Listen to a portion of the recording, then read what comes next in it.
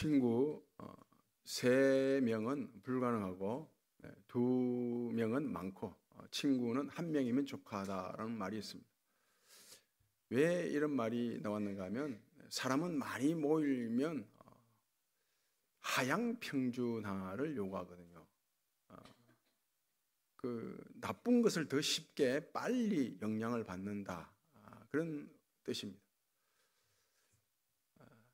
오직 주님 한 분만으로 친구 삼고 또 아내 삼고 남편 삶아서 올 한 해도 주님과 함께 동행하는 그런 축복이 있기를 바랍니다.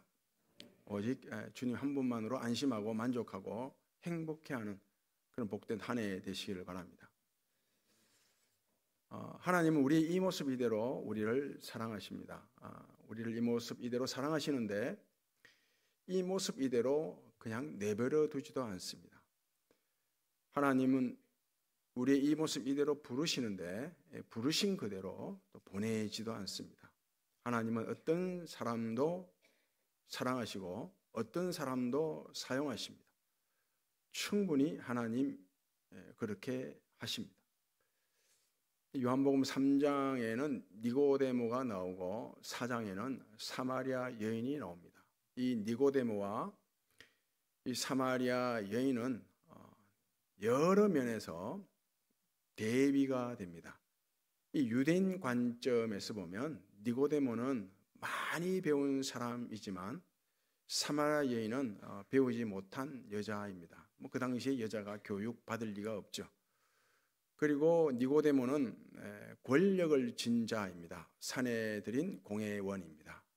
권력을 진 자이고 이 사마리아 여인은 아주 하찮은 여자, 천박한 여자입니다. 그리고 니고데모는 존경받는 그런 사람이었고 사마리아 여인은 손가락질 받는 그런 여인이었습니다.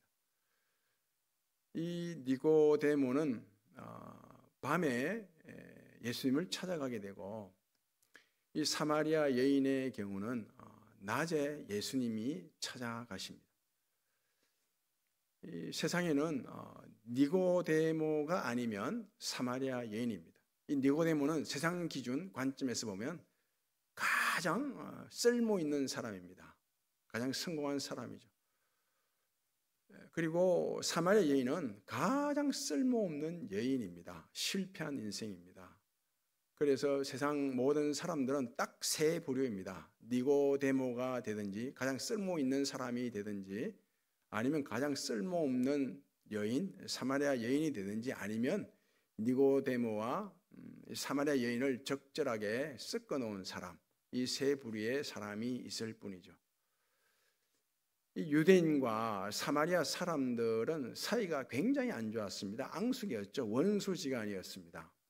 이 유대인들은 이 사마리아 지역을 저주받은 땅이라, 그리고 사마리아 사람들을 저주받은 사람이라고 그렇게 여기고 있었습니다. 이 유대인과 사마리아 사람들 간에 왜 이처럼 원수지간이 되었느냐 하면 그 배경이 있습니다. 배경은 그 솔로몬 왕 이후로 북이스라엘과 남유다로 나라가 분열되는데 이 북이스라엘 나라가 한 300여 년 왕조가 계속 지속되다가 아수르 왕에 의해서 침략을 받아 멸망하게 됩니다. 그러자 이 아수르 왕이 이 사마리아 지역의 이방인들을 이주시킵니다. 이주시켜서 결혼해서 혼혈 정책을 펴는 거예요. 혼혈 정책. 그러다 보니까 이 남유다 사람들 입장에서 보면 저 사마리아 사람들은 혼혈이기 때문에 이 아브라함의 피를 더럽혔다고 해서 아주 경멸하게 됩니다. 우리나라도 과거에 이 혼혈인들에 대한 경멸하는 그런 분위기가 있었잖아요. 혼혈을 하찮게 여기는 그런 문화가 한때는 있었습니다. 지금은 그렇지 않습니다. 이런 배경이 있고 또 하나는 이 북이스라엘이 멸망하고 난 뒤에 한 150년 지나서 남유다가 이 바벨론 느부갓네살에 의해서 멸망을 당합니다. 멸망을 당하게 되고 그 남유다의 왕을 비롯한 똑똑한 사람들이 다 바벨론 포로로 잡혀가게 되죠. 70년 만에 하나님의 말씀 그대로 약속하신 그대로 돌아옵니다. 예루살렘으로 다시 돌아오는데 이 돌아와서 제일 먼저 이 유대인들이 한 일이 뭔가 하면 성전을 재건하는 일이에요. 성전 재건하는 일을 제일 먼저 합니다. 이 남유다 사람들이 성전을 재건하는데 예루살렘에 이 사마리아 지역에 살고 있던 사마리아인들이 보니까 자기들도 이 성전 재건에 동참하고 싶은 마음이 생겼어요. 왜 그런가 하면 과거 자기들이 예루살렘 성전을 외면했던 적이 있거든요. 그래서 성전을 외면했기 때문에 우리가 하나님으로부터 벌을 받았다라는 그런 마음이 있는 거예요. 그래서 이 성전 재건에 우리도 동참하고 싶다고 해서 혼혈인들이 굉장히 강하거든요. 혼혈이 강합니다. 원래 우리가 도와줄 게 있다. 이 성전 재건에 도움을 주고자 합니다. 힘을 보탰게 우리 노동력이면 충분히 도와줄 수 있다. 그런데 남유대인들이 이걸 거부하거든요. 안 그래도 그들을 경멸하고 있었는데 너희들이 우리 예루살렘 성전 재건에 동참해서는 안 된다고 해서 완전히 외면해 버립니다. 그러자 이 이스라엘의 후손들이죠. 혼혈 이 사마리아 사람들이 도와주겠다고 했는데 싸늘하게 거부하니 오히려 화가 나는 거죠. 안갚음하고 싶은 것입니다. 그래서 이 사마리아 사람들이 성전 재건을 방해합니다. 회방을 놓는다고요. 그러니 남유다 사람들 입장에서는 이들이 더 밉죠. 안 그래도 혼혈족이라 미워하고 있었는데 이 성전 재건을 방해하니까 더 원수지간이 되는 거죠. 이런 배경이 있습니다. 유대인과 남유다인과 사마리아 사람들 간에 원수지간이 된 배경이 있는 거죠. 지금 예수님께서 갑자기 사마리아로 가자 그럽니다. 이 유대 지역에서 갈릴리로 가고 갈릴리에서 또 유대 지역 예루살렘으로 올라가는 데 있어서 이 사마리아 지역을 의도적으로 가는 경우는 없거든요. 아무리 뭐 그 길이 빠르다고 하더라도 그 길로는 가지 않습니다. 왜? 원수지간이니까. 근데 예수님께서 지금 사마리아 지역으로 가자 그러신다고요. 이건 예수님의 의도가 있죠.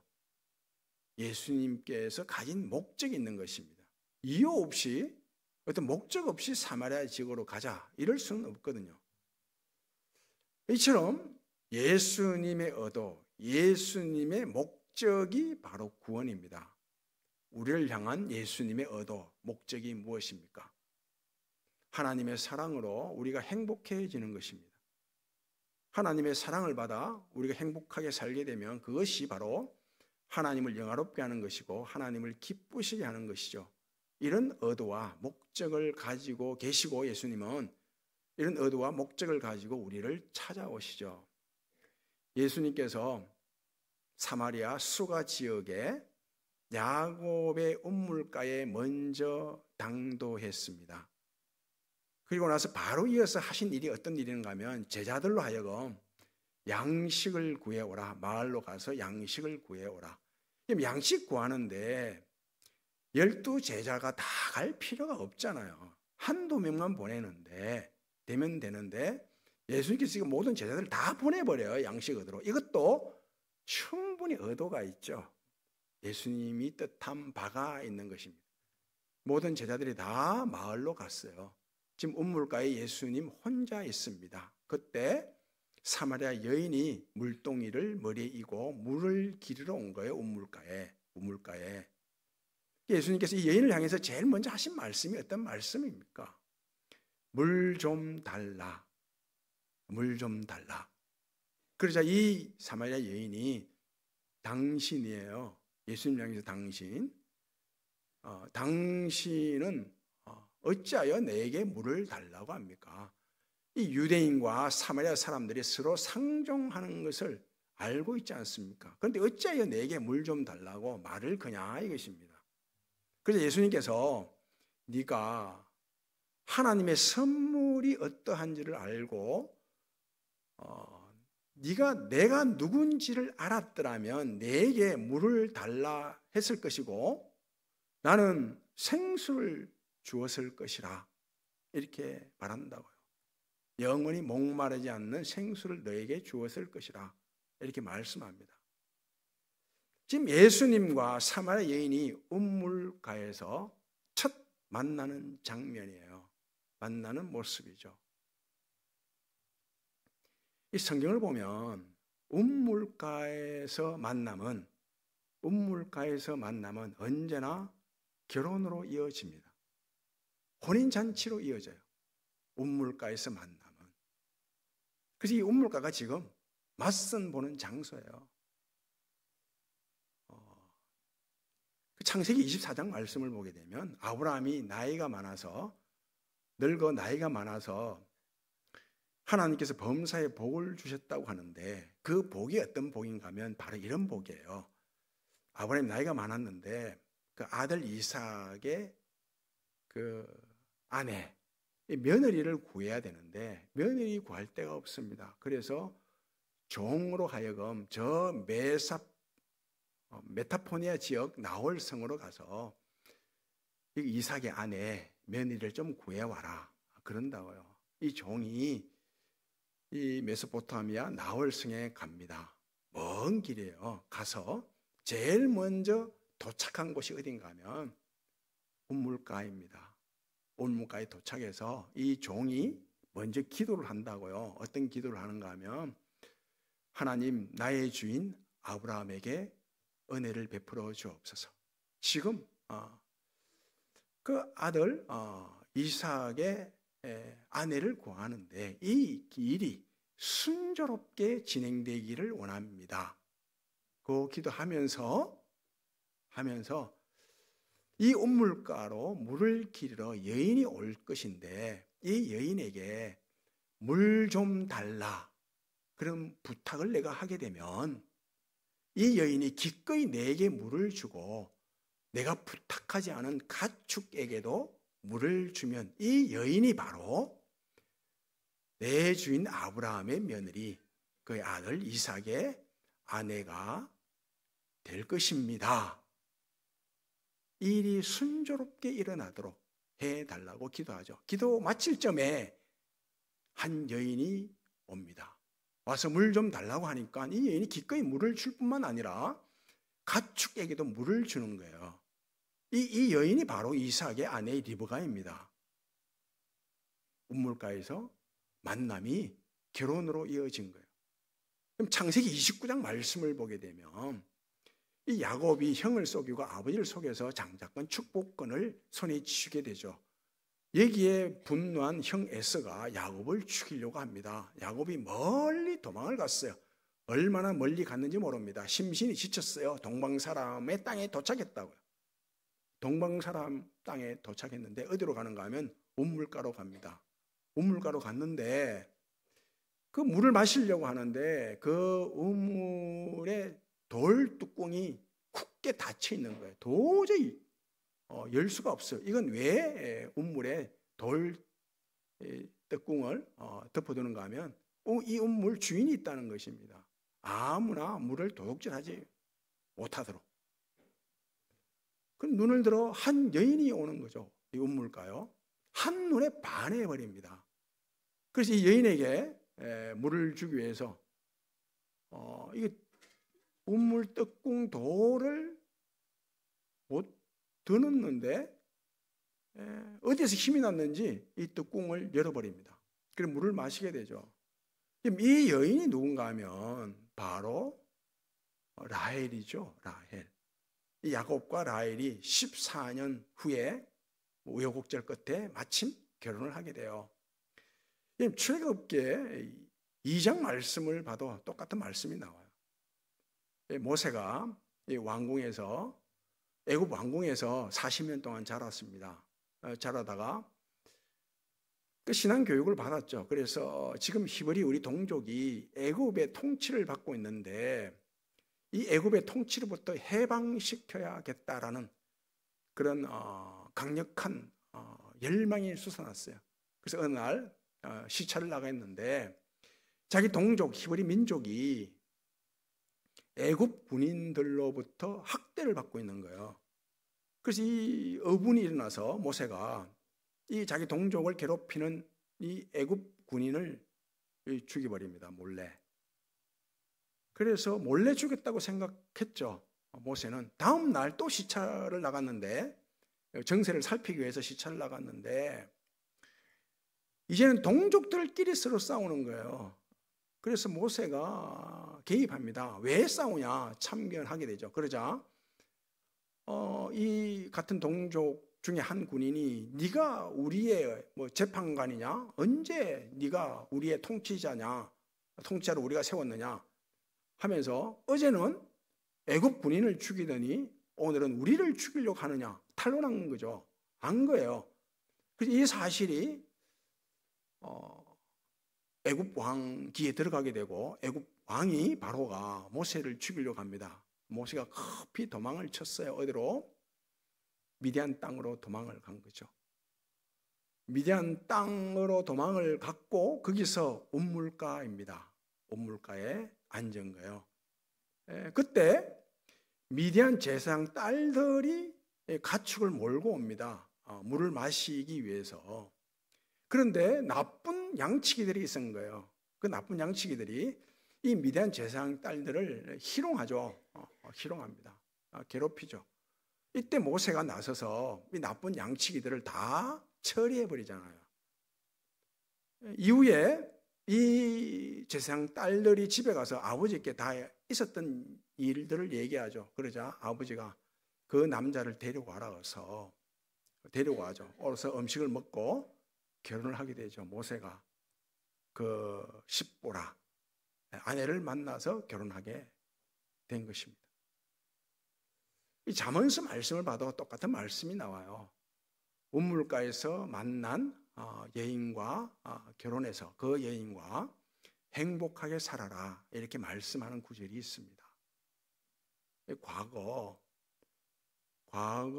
우리나라 그 집안에 반대가 있고 그리고 형편이 여의치 않아서 너무 가난해서 그것도 피치 못할 사정으로 둘이 좋아는 하는데 결혼할 때 어떻게 결혼합니까?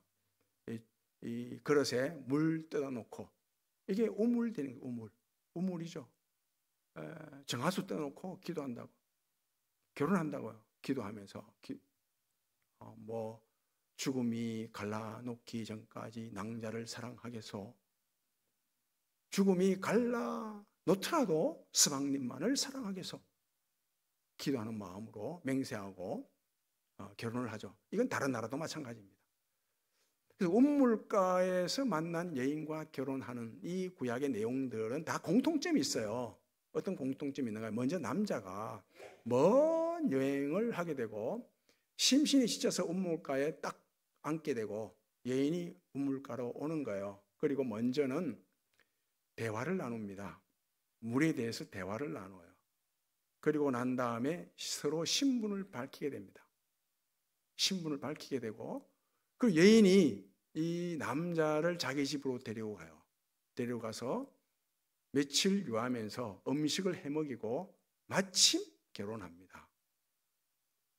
오늘 본문도 똑같아요. 예수님께서 긴 여행, 오랜 여행으로 심신이 지쳤다고 하죠. 야곱의 우물가에 딱 앉았어요. 그리고 제자들을 다 보냈죠. 마을에 양식 사러 보낸 거예요.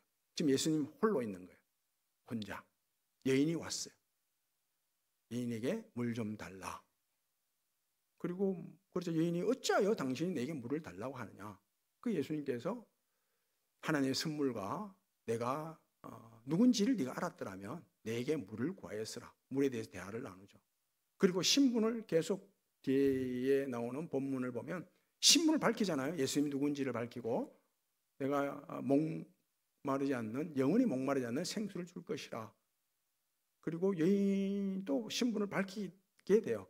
그리고 여인이 뒤에 가보면 이 예수님을 데리고 가요. 자기 집으로. 데리고 가서 이틀 머물게 합니다. 그 결혼했다는 말은 안 나오잖아요. 언제 결혼해요? 바로 어린 양의 혼인잔치에 참석하게 되죠. 이 성경은 구원을 결혼의 비유를 하잖아요. 결혼. 신랑 대신 예수 그리스도의 신부로 우리가 부름을 받는다라고 말씀하죠. 그래서 신부, 그리스도인, 교회는 다 여성 명사를 사용합니다. 신기하게도 하나님 아버지, 그리고 교회는 성도들의 어머니 이렇게 표현하고 있죠. 그 구원은 예수님과 1:1 결혼이에요. 결혼이 구원입니다. 그 세례 요한이 자기 자신을 소개하기를 나는 주의 길을 예비하는 자다. 나는 그리스도가 아니다. 나는 조연이다. 그 하면서 나는 덜러리다 그러잖아요. 나는 덜러리다. 이 덜러리가 하는 일이 어떤 일입니까? 어떤 역할을 해요? 신랑과 신부를 결혼식장으로 안내하는 일을 하죠. 그 세례 요한이 그런 일을 한 거예요. 예수 그리스도와 우리를 결혼식장으로 안내하는 역할을 세례 요한이 한 것입니다. 어떤 사람들이 예수님께 따지듯이 묻죠. 왜 당신의 제자들은 금식을 하지 않습니까? 바리새인의 제자들도 금식하고 세례 요한의 제자들도 금식하는데 왜 당신의 제자는 금식을 하지 않습니까? 이럴 때 예수님께서 뭐라고 말씀하십니까? 신부가 신랑과 함께 있을 때는 금식하지 않는다라고 하죠. 그럼 결혼식 하는 날 신부가 금식을 안 하죠. 결혼식 하기 전까지는 드레스를 딱 몸에 붙는 드레스를 입었는데 좀 이뻐야 되잖아요. 좀 폼이 나야 되는데 배가 볼록 나오면 안 되잖아요. 그래서 금식할 수 있죠. 그러나 결혼식 하는 날은 금식하면 안 됩니다. 신부가 결혼식 하는 날, 나 오늘부터 다이어트 한다, 밥 굶는다. 그런 신부는 결혼식장 들어가면 안 되고 어디로 가야 돼요? 병원을 가야 됩니다. 신랑과 신부로 비유하죠. 천국은 마치 신랑을 맞으러 나간 처녀들 같다고 말씀하죠. 이 설교는 처녀들이 기름을 가득 등에 준비했을 때는 신랑이 언제 오든지 상관없이 신랑을 맞이할 수 있다고 말씀합니다. 바울이 이렇게 말씀해요. 내가 하나님의 열심으로 너희를 위하여 열심을 내노니 너희를 정결한 처녀로 남편 되신 그리스도께 중매함이라 이렇게 말합니다. 바울이 왜 결혼 안 하고 평생 혼자 살았는가 하면 우리를, 교회를 신랑 되신 예수 그리스도께 중매하는 일에 너무 바빴어. 너무 열심냈어. 그래서 결혼을 안 한 거예요. 교회 안에 보면 뭐 결혼을 안 하고 혼자 사는 분들이 있습니다. 그런 분들 보면 대체로 그렇죠. 나는 예수 그리스도와 결혼했다. 그래서 하나님 나라를 위해서만 살아간다. 이런 분 있고 바울 같은 분이죠. 그리고 성도들을, 세상에 있는 사람들을 신랑 대신 예수 그리스도께 중매하는데 이 하나님의 구원을 확장하는데 너무 열심히 내다 보니까 때와 시기를 다 놓쳐버린 그런 분도 있습니다. 요한계시록 말씀을 보게 되면 이 새하늘과 새 땅, 새 예루살렘을 신부에 비유한다고요. 새하늘과 새 땅, 새 예루살렘이 하나님께로부터 내려오는데 그것을 보니 마치 신부가 신랑을 위하여 단장한 것 같으라 이렇게 말씀합니다. 우리가 잘 아는 구약의 아가스 내용이 신랑 신부 얘기 아닙니까? 첫날 밤 결혼식 하는 날부터 첫날 밤을 보여주는데 그 솔로몬 그리고 술라미 여인, 이 술라미는 그리스도를 상징하고 술라미는 성도를 상징하고 있죠. 그 내용들을 보면 어여쁜 나의 신부야 일어나서 나와 함께 가자 그리고 신부 입에서는 마치 꿀이 떨어지는 것 같다. 그 신랑 입에서 나오는 말은 얼마나 신부를 위해서 축복하는지 아름답기가 거지없다고 이렇게 말씀하거든요. 구원은 신랑 대신 예수 그리스도와 결혼하는 것입니다. 하나님께서 아담을 만드시고 난 이후에 가만히 보니 아담이 혼자 사는 것이 보기가 안 좋았어요. 그래서 독처하는 것이 좋지 않아서 아담을 잠시 잠들게 해놓고 아담의 갈빗대를 끄집어내서 하와를 만들거든요. 그 하와를 만들고 난 뒤에 이렇게 말씀해요. 아담과 하와가 둘이 한 몸이 될지니 이렇게 말씀한다. 아담과 하와가 둘이 한 몸이 되었다는 말을 신약 성경에서 이렇게 말합니다. 영생은 유일하신 하나님과 그가 보내신 자 예수 그리스도를 아는 것이니라 이렇게 말씀해요. 똑같은 말씀이 이 말씀이.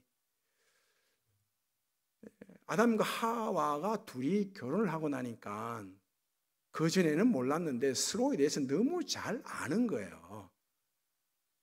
그래서 둘이 전혀 부끄러움 없이 가리는 거 없이 감추는 거 없이 수치 없이 살아간 거예요. 그렇지 않습니까? 아무리 연애를 오래 해도 결혼하고 나면 전에 모르던 걸 알게 되죠. 전에 모르던 걸 알게 됩니다. 결혼하고 나면 다 알게 돼요. 잠버릇이 어떠한지, 뭐 식생활 습관이 어떠한지, 뭘 좋아하는지, 뭐 게으른지, 뭐 부지런한지 다 알게 된다고요. 연애할 때는 잘 몰라요.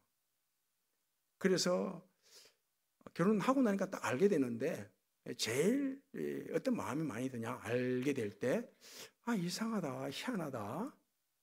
좀 심하면 어떻게 해요? 쏘갔다. 그러지 않습니까? 둘이가 다 알게 된 거예요. 전혀 부끄러움 없죠. 아담과 하와. 그런데 그만 죄가 들어오고 말았어요. 죄가 들어오니까 서로 부끄러운 수치스러운 것들이 보여요. 그러니 가리기 시작하죠. 감추기 시작합니다. 숨기죠. 그래서 가리고 숨기고 감추기 위해서 나뭇잎을 가지고 옷을 만들어 입잖아요. 그런데 햇빛이 나니까 금세 말라버리죠. 또 나뭇잎을 가지고 옷을 만들고 또 말라버리고 또 말라버리고 또 옷을 입고 말라버리고 감출 수가 없죠. 그러자 하나님께서 어떤 옷을 지어 입힙니까? 가죽옷을 지어 입히죠. 예수님께서 두 번째 아담 가죽옷으로 오셨죠. 가죽으로 오셨어요. 그래서 모든 우리의 부끄러움과 수치와 우리의 아픔과 상처를 보혈로 다 씻어내죠. 깨끗하게 씻어냅니다. 그래서 더 이상 감출 게 없죠. 하나님께서 더 이상 감출 게 없어요. 하나님께서 복을 감추십니까? 가립니까? 숨깁니까? 아니죠. 다 드러내시죠. 우리도 하나님 앞에 감출 게 없죠. 다 구하잖아요. 안 구하는 게 어디 있습니까? 숨긴 게 뭐가 있습니까? 다 구하죠. 이게 구원이에요. 지금 예수님께서 이 여인을 향해서 물 좀 달라. 물 좀 달라. 이건 프로포즈예요. 청혼이에요. 나와 결혼할래? 이런 뜻이 담겨져 있다고요. 어린아이들이 다 모여서 과자를 먹고 있어요. 그러면 어른이 가서 뭐 한 애한테 과자 좀 달라 그러잖아요. 과자 좀 달라. 뭐 라면을 끓여서 먹고 있으면 라면 한 입만 그런다고. 그 주는 애가 있고 안 주는 애가 있죠. 주게 되면 그 아이와 관계를 맺게 돼요. 이를테면 비유입니다. 이를테면 갑자기 지진이 나서 건물들이 무너져요. 그 건물을 뜸에 다 깔리게 되는 거 아이들이. 그래서 그 중에 급히 한 아이를 안고 품고 뛰쳐나와야 되죠. 그때 어떤 아이를 품고 안고 뛰쳐나오겠어요? 물 좀 달라, 과자 하나 달라 할 때 준 아이. 관계를 맺었기 때문에. 그 아이가 눈에 들어오는 거예요. 아주 높으신 분이 뭐 권위가 있고 권세가 있고 내가 존경하는 분이 어느 날 내게 사장이라고 쳐요. 야, 밥 한 끼 사라. 이건 뭐예요? 앞으로 내가 너를 챙기겠다. 도와주겠다. 우리 회사에 아주 중요한 자리에 앉히겠다. 이런 뜻이 담겨져 있지 않습니까? 예수님께서 제자들의 발을 씻기죠. 그러자 제자들 가운데 베드로가 어찌하여 주님의 손으로 들어온 내 발을 씻깁니까? 그럴 때 예수님께서 뭐라고 말씀하십니까? 내가 네 발을 씻기지 않으면 너는 나와 아무 상관이 없다. 상관 때문에, 관계 때문에 발을 씻기죠. 이 관계가 결혼이거든요. 물 좀 달라, 이건 프로포즈 청혼이에요. 예수님께서 그러면 이 여인에게 청혼을 할까요? 프로포즈 할까요? 나랑 결혼할래. 내가 네 신랑이 되지 않으면 너 구원받지 못한다. 내가 네 신랑이 되어야만 네가 복을 누린다. 지금까지 살아오면서 분하고 원통하고 슬픈 이 한을 내가 신랑이 되어야 다 씻어낼 수 있다. 이런 뜻으로 지금 프로포즈하는 거예요. 시편 45편 말씀 보면 그 왕의 신부의 노래가 나와요. 이 만왕의 왕이신 그리스도께서 청혼한 거예요. 나랑 결혼할래? 프로포즈한 거예요. 그래서 이 시인이 마침 왕의 신부가 된 거예요. 신부가 되어서 부르는 노래가 시편 45편이에요. 이런 구절이 나옵니다. 이 왕의 신부된 기쁨, 감사가 너무 커서 내 마음이 흥에 겨워 읊으니 한가락 노래라네. 흥이란 흥이. 흥. 이 구원의 흥, 왕의 신부된 이 흥이 모든 한을 다 씻어내고 그리고 우리의 흠을 다 치료하고 고칩니다.